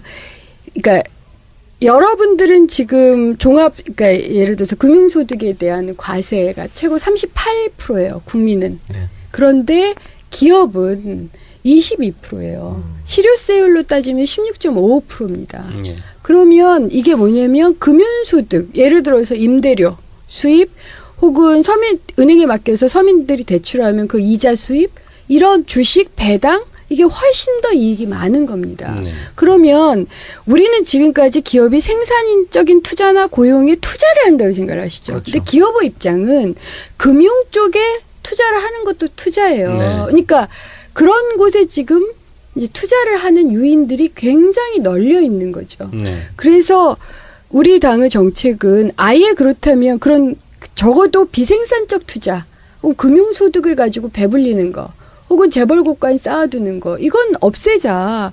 그래서 분리과세를 하고, 그러니까 금융소득에 대해서는 국민하고 똑같이 38% 가세해. 그 다음에 왜 MB정부 때 동반성장이라고 해서 이익공유제라는 거 했었잖아요. 일정 정도 이익 이상이 되면 그것을 중소기업이라든가 하청업체라든가 노동자들하고 공유하는, 일반 시민들하고 공유하는 이 이익공유제를 하자. 그걸 법으로 강제하잖아요. 그럼 환경이 달라져 버리는 거예요. 그러면 기업은 어떻게든 생산적 투자를 하려고 머리를 굴리죠. 지금은 그러니까 예를 들어서 현대를 보면 현대정몽구가 한전 부지를 투자하는데 10조 5,500억을 썼어요. 그때 쌓아둔 돈이 98조 정도였으니 뭐 충분히 쓰는데 10조 5,500억 중에서 5,500억만 썼어도 현대의 모든 비정규직 문제를 다 해결하고요. 임금 및 근로조건을 개선합니다. 그러니까 10조만 투자하면 돼요. 근데 10조는 그냥 자기 돈 아니고 쌓아둔 돈 투자를 해서 그걸 가지고 임대 수입을 받아 먹겠다는 거예요. 그러니까 임대 수입, 그러니까 금융소득까지가 늘어나는 거죠. 이런 요인들을 최대한 좀 줄이면 일단은 생산적 투자는 늘어날 거다라고 보고 있는 거죠. 아니 글쎄. 예, 그래서 이제 그런 정책을 확실히 쓰자. 그러니까 돈은 있다. 문제는 그 돈을 생산적 투자가 아니라 비생산적 투자에 쓴다. 그러니까 생산적 투자로 유인을 하면 그 돈을 1, 2%만 써도 그냥 청년 일자리는 수십만 개씩 늘어난다. 그래서 제가 얘기하는 게 그런 거 몇 가지 재벌 개혁만 하면 청년 일자리가 약 42만 개 정도, 최소 42만 개 플러스 알파, 이게 빨라요.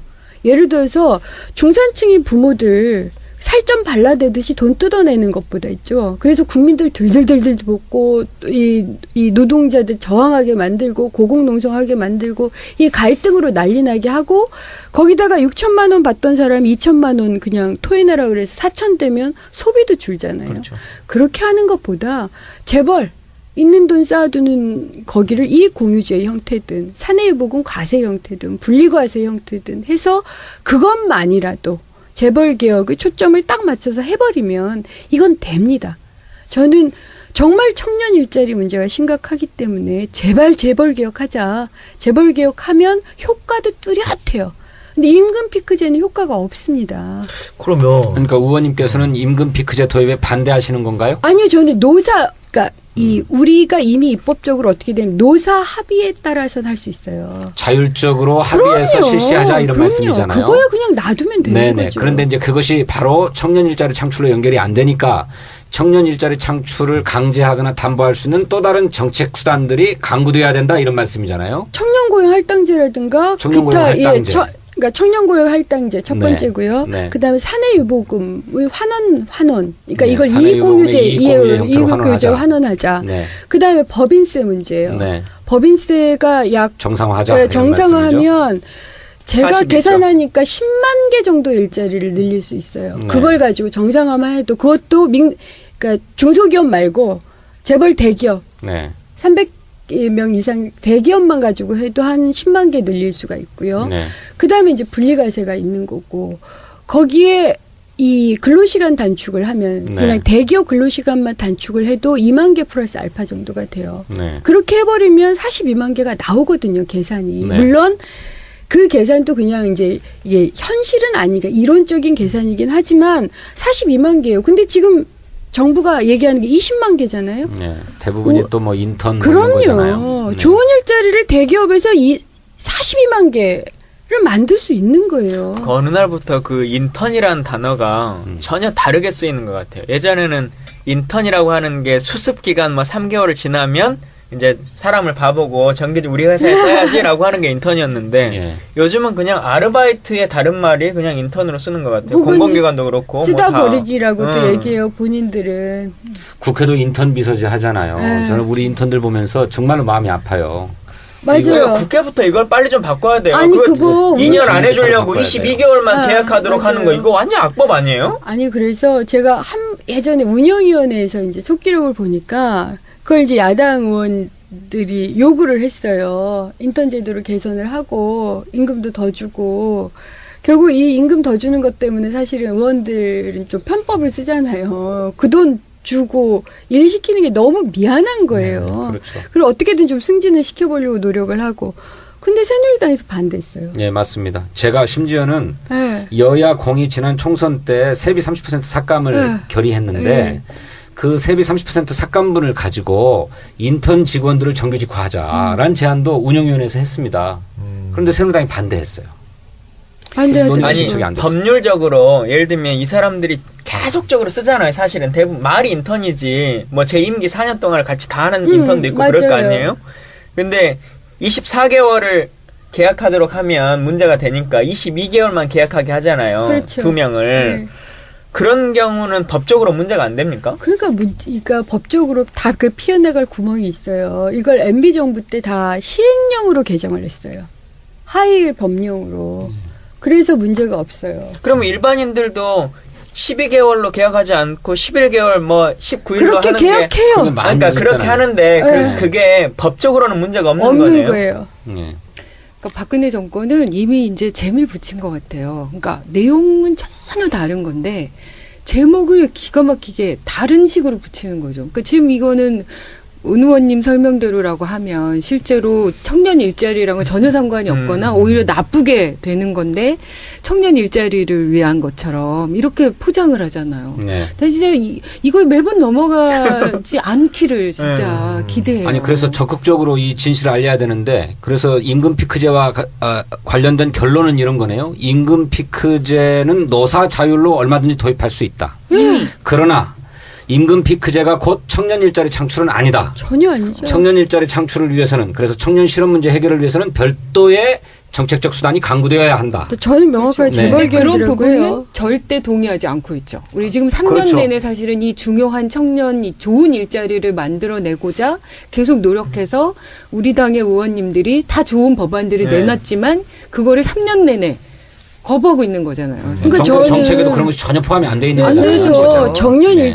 그러니까 청년 일자리는 재벌 개혁이면 된다라든가 모든 길은 재벌 개혁이다라든가 이렇게 좀 아예 강하게 문제 제기를 하는 게 맞다. 네. 왜냐하면 재벌 개혁이 크게 세 가지거든요. 재벌 내부 구조, 그다음에 재벌 갑질 개혁, 그러니까 골목상권이요. 네. 그다음에 재벌 일자리 개혁이 있는 거예요. 요게 세 가지가 재벌 개혁인데 대부분 내부 구조만 얘기를 하시는데 네. 재벌 일자리 개혁을 해버리면요. 일자리 관련해서 뭐 청년 기금이나 청년 할당제나 뭐 하여튼 이런 걸 해버리면 청년 일자리 굉장히 많이 늘어요. 문수미 의원의 결론은 재벌 개혁이다. 그게 예. 하도다라고 말씀하시는 예, 예. 거잖아요. 근데 현실적으로는 아까 진성준 의원님이 이야기했지만 청년들이 그 정부의 논리에 동화되는 분이 굉장히 많거든요. 그래요. 그러니까 그게 좀 안타까운 것이죠.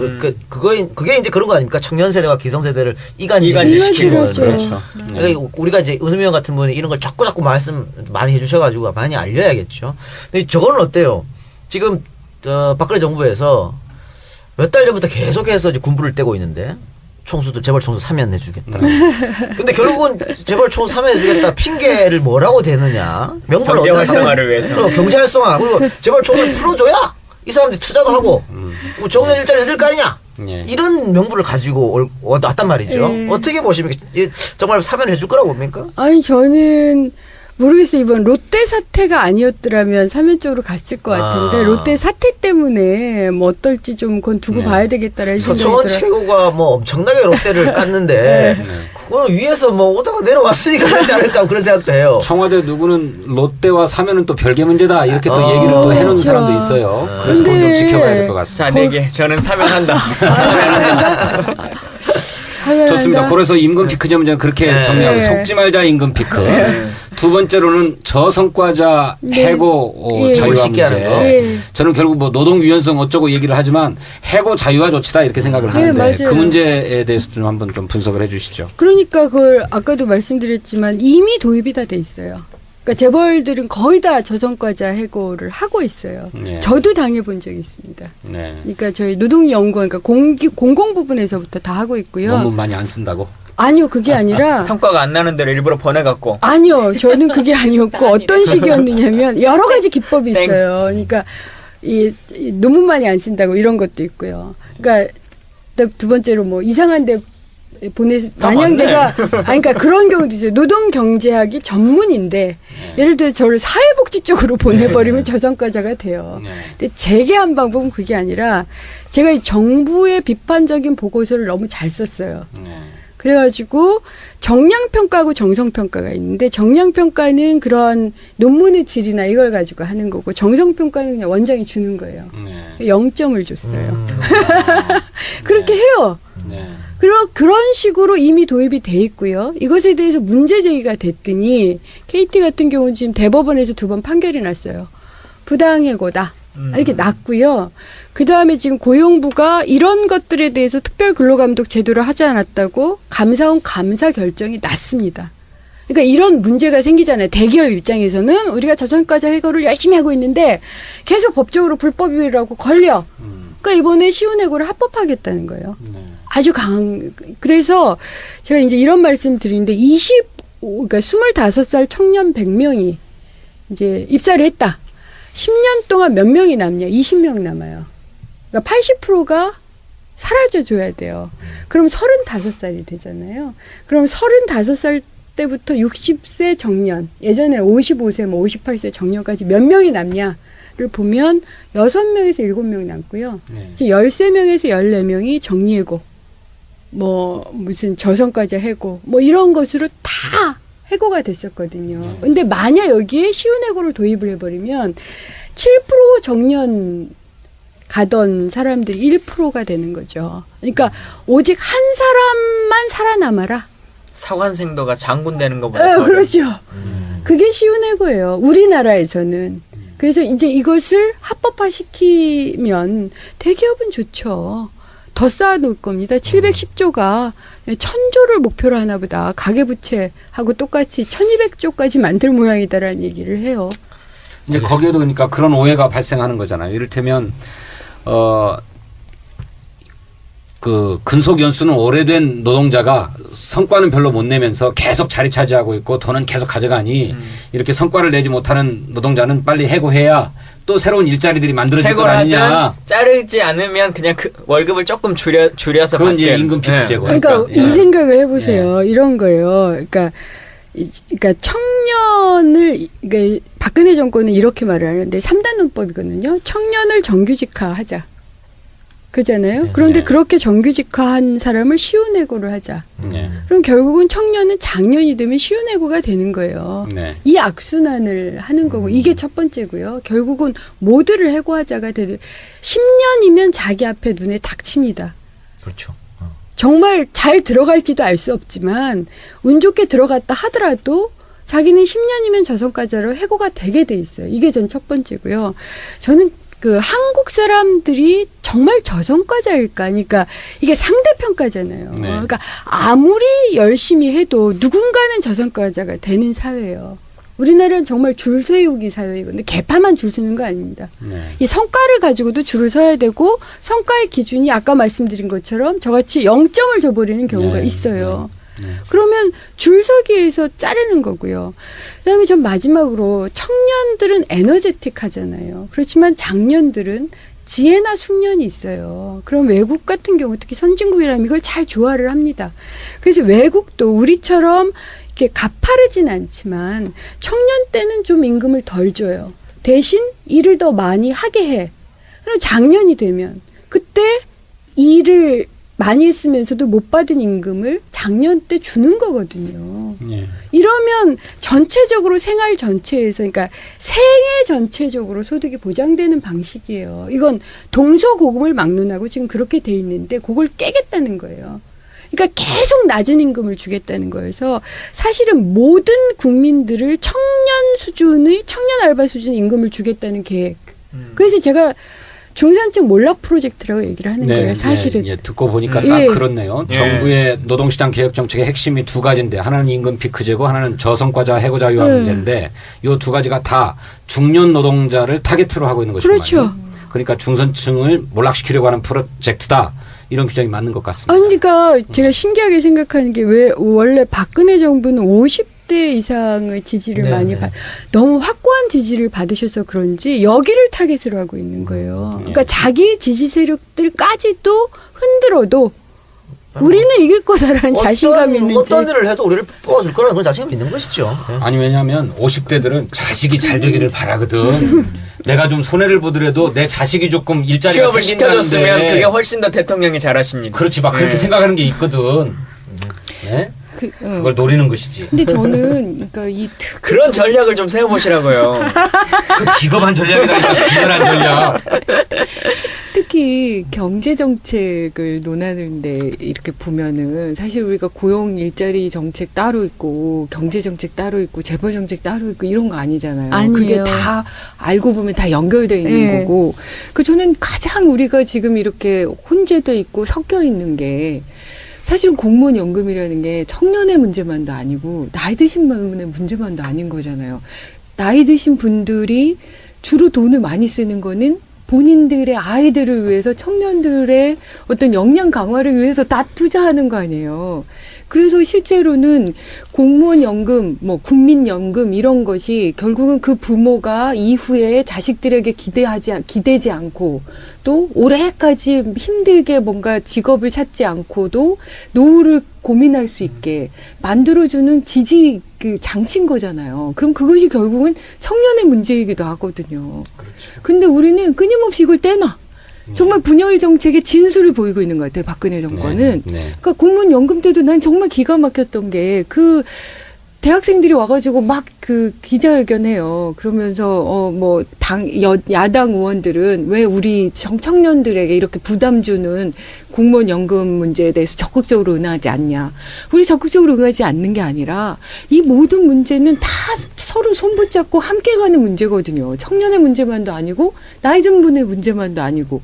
그러니까 기본적으로 이렇게 전체적인 국가의 경제 근간을 흐트러뜨리거나 새롭게 만드는 거는 그 내용 자체가 중요한 게 아니고 그 입법이 중요한 게 아니고 그거를 국민 전체가 함께 고민해서 결정해야 그게 신뢰가 쌓여서 쭉 추진이 되는 거잖아요. 네. 근데 우리는 그걸 하나도 하지 않는 거예요. 야, 믿어, 따라. 네. 이렇게 만들어. 이거잖아요. 근데 왜 그렇습니다. 그것에 대해서 문제 제기가 이렇게 안 되는 건지. 아니 문제 제기하고 있습니다. 붕괴하고 있어요. 그러니까 전략. 당에서 그래서 지난번 공무원연금 개혁을 정부가 그렇게 밀어붙이려고 했잖아요. 맞아요. 그래서 사회적 대타협이 필요하다고 해서 국회에 사회적 대타협 기구를 만들고 그나마. 마침내 합의를 이뤄냈잖아요. 네. 이번 노동개혁도 마찬가지로 국회 내에 사회적 대타협 기구를 만들어서 이 문제에 대한 사회적 합의를 만들어내야 된다. 일방적으로 밀어붙이면 안 된다. 이게 저희 당의 당론이고 그거를 추진하기 위한 기구를 만들었어요. 청년 일자리 창출 및 노동 경제 위기 극복을 위한 특별위원회. 굉장히 길어요. 제목이 길지만 그 위원장을 추미애 의원이 맡았고 또 우리 은수미 의원님은 그 위원으로 아마 모시게 될 것 같아요. 제안 받으셨죠? 몰라요.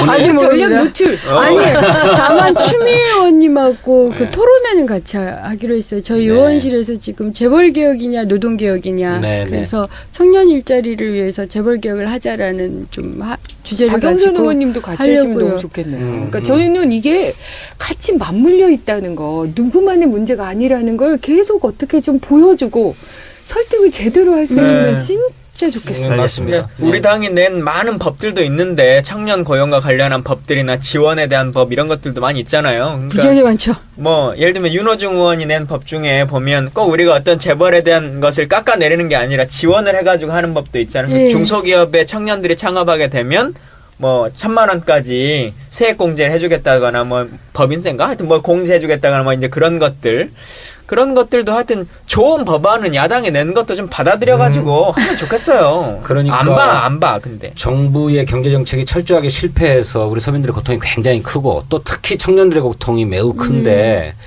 이것을 해결하기 위해서는 노동자에게만 책임을 전가하지 말고 기업도 그에 상응하는 책임을 져야 되고 정부도 똑같이 고통을 분담해야 된다라고 하는 것이 저희 당의 기본 입장입니다.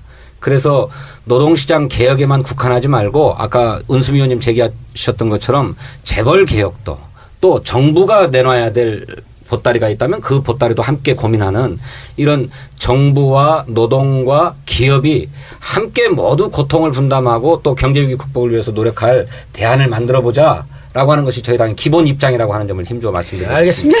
저희요. 계속 끊으려고 그러는데 지금 한마디씩 지금 내가 이 네 분이 지금 이거 먹고 사는 문제는 그런지 말이 너무 많았잖아. 너 계속 듣기만 있었는데 사실 소득의 문제니까 당연히 중요한 얘기죠. 중요한 얘기인데 어쨌든 제가 들어보고 대포 손질 좀 하겠습니다. 너무 많이 얘기했어 진짜로. 아니 아까 성문제랑 관련돼서도 많은 사람이 그렇게 얘기하잖아요. 제가 네 딸 같으면 하겠냐 이렇게 얘기하는 것처럼 우리도 청년도 내 아이 같고 저 나이 드신 분도 내 부모인 거잖아요. 부모가 그러니까. 자식을 위해서 그 노력하느라고 돈을 쓰는 거고 다 마찬가지인 거 아니에요? 그래서 다들 열과 성의를 다해서 이야기를 해줬다는 거. 네, 알겠습니다. 실제 국회가 이 문제로 날밤을 세워서 일을 했어야 했어요. 그런데 이명박 정부서부터 박근혜 정부에 이르기까지 기본 민주주의를 후퇴시키는 짓들을 하니까 정치 투쟁을 하게 되는 거죠. 네. 지금 객관성으로 죽겠어요. 방금 하신 말씀은 편집하지 않겠습니다. 그 전에 건 많이 편집할지도 몰라요. 네. 어쨌든 오늘 은수미 의원 이 문제로 초청을 했는데 안 왔으면 큰일 날 뻔했어요. 너무 안 왔으면 큰일 날 뻔했고 왜냐면 대통령이 내일 또 어떤 얘기를 할지 우리가 알 수가 없으니까. 우리 섭외 끝내주게 하고 그러니까요. 그러니까. 우리 은수미 의원은 참고로 비례대표 출신 아닙니까? 네. 이렇게 훌륭한 사람들 비례대표를 줄인다고 지금 김우성 대표가 여기 다 비례대표예요.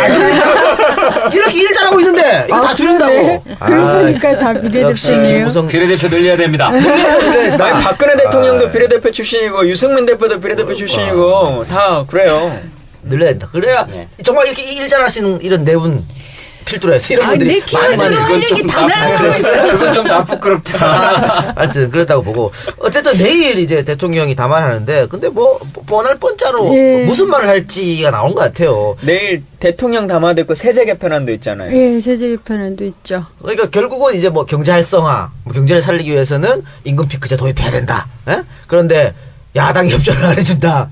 그러면서 이제 이거 안 하면 우리 미래 세대 먹거리가 없어지고 미래 세대 뭐 부담이 전가되고 이러면서 또 협박하고 뭐 표로 심판해 주세요. 뭐 이런 그러니까 얘기하지 그런 얘기가 않아요. 나오지 않을까 싶어요. 그러니까. 눈물 흘리고 청년의 아픔을 생각하면서. 그랬는데 뭐 박근혜 지금 정부 2년 동안 나라 빚이 78조나 증가했다는. 예, 맞아요. 이렇게 거꾸로 달리면서 이런 시기에 정말 진실을 호도하는 안타깝게 그지가 없습니다. 자, 어렵게 은수미가 나오셨으니까 하나만 더 물어봅시다. 예. 그러세요. 요즘에 롯데 너무 시끄러워가지고 네. 순환 출자 문제도 있고 또 오너리스크 얘기가 나오지 않습니까? 세계 어떤 그 회사에서 이 오너리스크 이야기가 나온 게 있을까? 대한민국밖에 없을 것 같아요. 오너 때문에 회사가 이청거려. 이건 대한민국밖에 없을 것 같은데 결국은 정말 1%도 갖고 있지 않은 주식 가지고 이 정말 그 큰 회사를 좌지우지하는 예. 이게 문제인 거죠. 네. 이걸 개혁하고 싶으신 거잖아요. 그렇죠. 그러니까 지금 현재 신격호 회장이 0.05%고 친족과 다 합쳐서 한 2%인데요. 사실 이 개혁이 좀 힘든 게 뭐 모든 재벌이 그렇습니다만 탄생부터 땅 짓고 헤엄치기를 해왔다. 네. 그래가지고 정경유착을 해서 제가 이런 말씀을 드려요. 0.05% 가지고 67년을 지배했잖아요. 근데 그 사이에 뭐 신규 출자 금 제한이라든가 이런 약간의 조치들이 있었는데 전혀 흔들림이 없었다는 거예요. 그리고 더 기가 막힌 건 삼성 같은 경우가 지금 삼성생명이 가지고 있는 삼성전자 주식 7.2%가 굉장히 중요하거든요. 근데 그 7.2%가 삼성의 돈이 아니고요. 고객의 돈이에요. 그러니까 유배당 고객의 돈을 배당을 안 해주고 그 돈 가지고 삼성전자 7.2%를 삼성생명이 가지고 있는 거예요.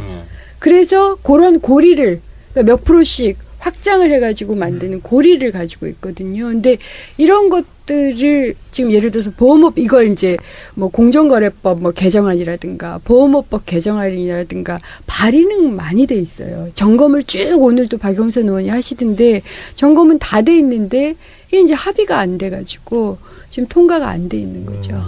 이 경제민주화 시즌 2가 필요합니다. 네. 그래서 그러니까 이 사실은 이 기업이라는 것을 주인이 누구냐. 뭐 재벌 총수들은 자기들이라고 부른 거죠. 네. 오너, 내 자식, 우리 할아버지, 아버지 쭉 내려오는 거. 근데 사실은 주주가 그 기업의 주체 아니겠습니까? 근데 이런 사태 때문에 지금 롯데 주가가 굉장히 떨어지고 있잖아요. 주주들이 엄청나게 손해보고 있는. 그런데 여기에 대해서 뭐 정부로서 규제할 아무것도 없고. 없어요. 그렇죠? 예. 그냥 연봉도 그냥 가져가요. 예를 들어서 검찰 수사한다는 얘기밖에 안 해요. 쓰잖아요. 아니, 제가 작년에 2014년에 가장 주식이 떨어졌던 그 30개 회사 같은 경우가 예를 들어서 그중에 15개는 주식이 38%가 떨어졌어요. 네. 그런데 이 오너 혹은 등기이사의 연봉 상승률이 한 30%.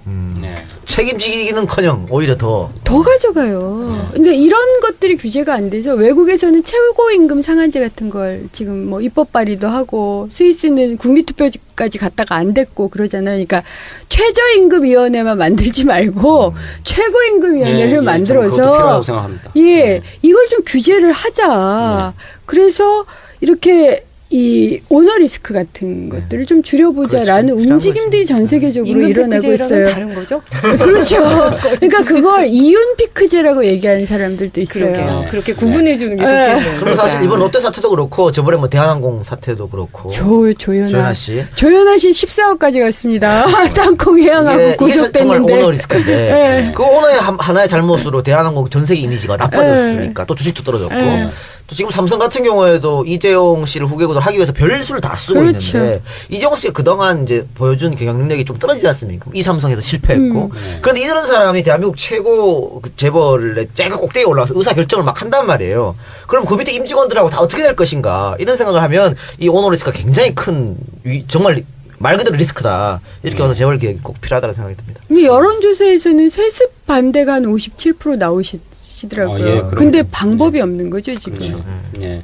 아니 그래서 새누리당도 이런 국민적 분노를 의식해가지고 처음에는 막 세게 입장을 막 냈어요. 이 국민을 배신한 기업인이 어쩌니 막 이러면서. 근데 이게 너무 나갔다 싶었는지 우리 당이 당장 재벌 개혁하자고 달래드니까 재벌 개혁이 아니고 그 롯데가 스스로 개혁해야 된다 이런 식으로 입장을 확 또 그러니까 후퇴시켰습니다. 국정원 스스로 개혁하라는 거하고 똑같아요. 네, 근데 막 오늘 종편들이 날 입에 거품 물고 막 떠들더라고요. 뭔가를 할 것 같아요. 그래요?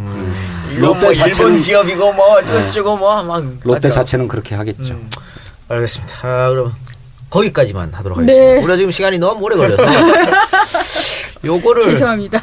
최초로 한번 일부를 두 개로 쪼갤까요? 그래도 괜찮을 것 같은데. 자, 어쨌든 맨날 두 시간 여기서 아. 1부든 2부든 여기서 마치도록 하겠습니다. 네, 마치고, 감사합니다. 예, 다음 코너는 조금 쉬었다가 저희 진짜가 나타났다에서 원래 정식적으로 한 두 번째 코너죠. 키워드 토크를 하는데 은수미 의원이 원래 이번 시간 끝나 가는 거였거든요. 네. 그런데 우리 저기 제작진하고 제가 붙잡았습니다. 어차피 할 것도 없으면 여기 앉아 계세요. 그래서 구경할게. 같이 하는 걸로 합시다. 잠깐 쉬었다 오겠습니다.